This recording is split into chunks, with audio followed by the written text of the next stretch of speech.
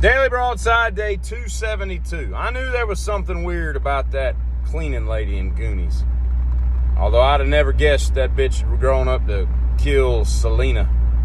Yolanda Salazar, hanging out in the Goonies prior to the murder of Selena Quintanilla, something like that. I don't remember her name. I bet it's really annoying to be a mole, because every time you're above ground, you're like, God, I've got to go dig a hole to go back home. It's just a stupid, insipid existence.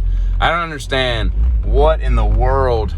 There's a reason animals just have like no feelings and thought patterns of any substance, because they would all be depressed. Every one of them would be on Xanax or Zoloft, whatever it is people take when they're depressed and all. And, there's a thing with marathon runners where they have to bandage their nipples because their nipples bleed when they run.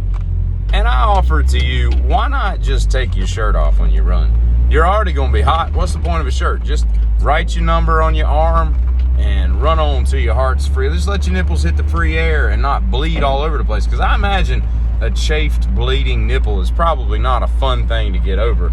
I think we should bring back vibrating beds in hotels. I've never actually... I grew up in an era where they clearly existed, but I guess I never went to low enough rent places that had them. But I'm gonna tell you, man, think about how in the movies, like, everybody's fascinated by those things. I think if a Hampton Inn or whatever brought that up, and they're like, hey, we're gonna start all of our come on over. I guess we're just driving in your world.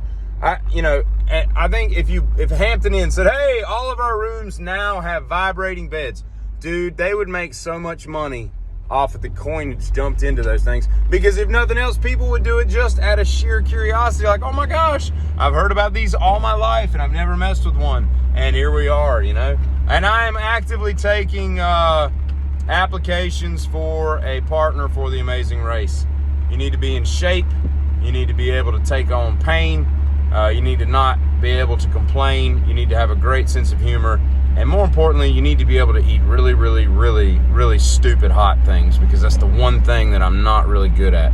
I can handle everything else. The heights, the fear, the animals, the driving, whatever. I just don't need to be eating like one chip challenge stuff. I'm not into that. Jalapeno is about as hot as I need it to be. I don't need my mouth to just be on fire. It's kind of dumb.